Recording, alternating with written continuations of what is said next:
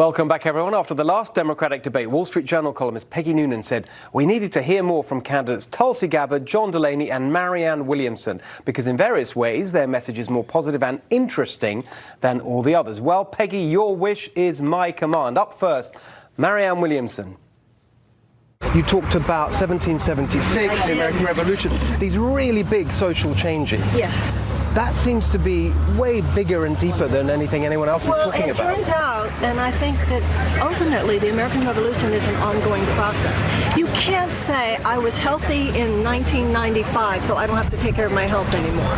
You can't say my body was in shape in 2013, so I don't have to work out anymore. And it turns out, and we're experiencing and seeing that now, you can't just assume your democracy is okay because it was okay several decades ago.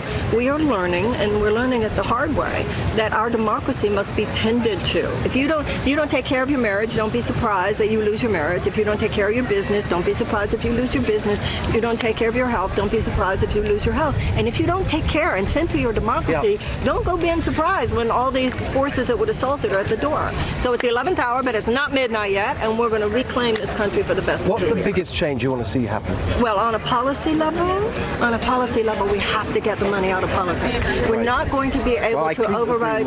Right, it's the cancer underlying all the other cancers. Marianne, what do we think? So I love Marianne Williamson. I want to go on walks with the beach with her. I want to talk to her about my feelings. I just don't want her to be my president. Yeah, exactly. No, but Yoko, you are nodding along with her message.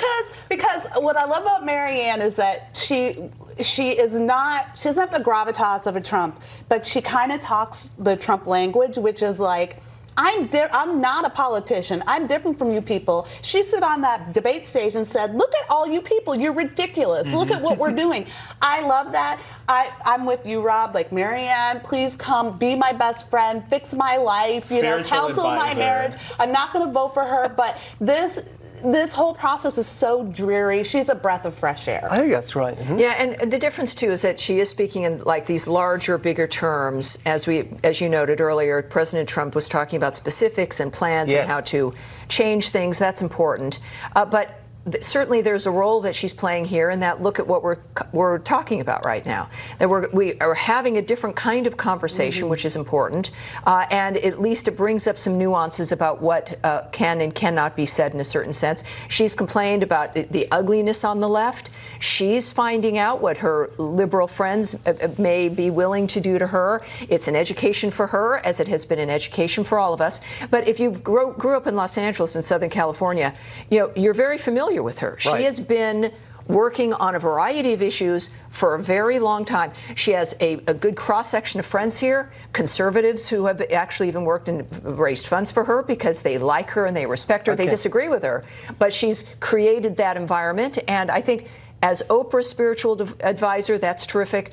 And she can, she can find that in her life. Well, hang on. Next one. So you see her a lot on Tucker Carlson's show, but I got a few minutes with her too, Tulsi Gabbard.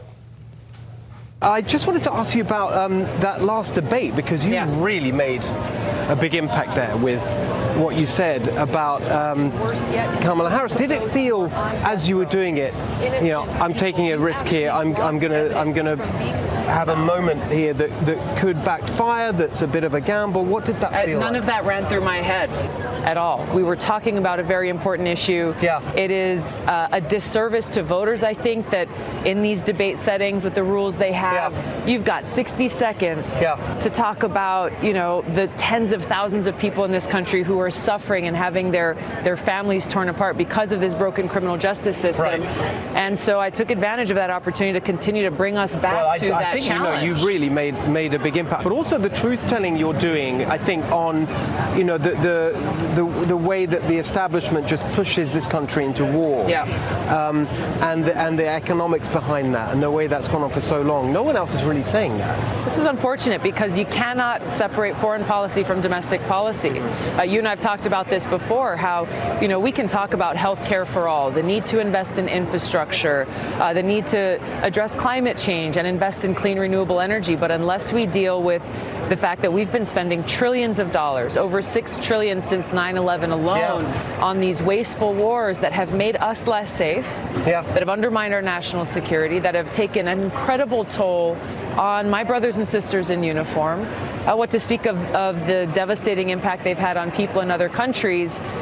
This is the kind of change that I'll bring about as President and Commander-in-Chief, is to end those wasteful wars and redirect our limited resources into serving the very urgent needs of people right here at home.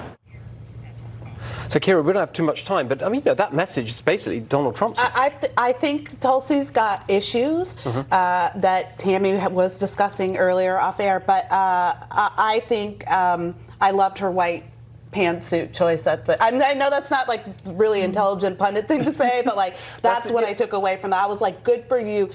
I'm tired of seeing ladies in red and blue. You know, she really rocked that white. I thought it was a smart choice. I like that we have a veteran running, so I like that she's a veteran. I think that there are not enough veterans running for office. All right. Well, coming up, we've got more from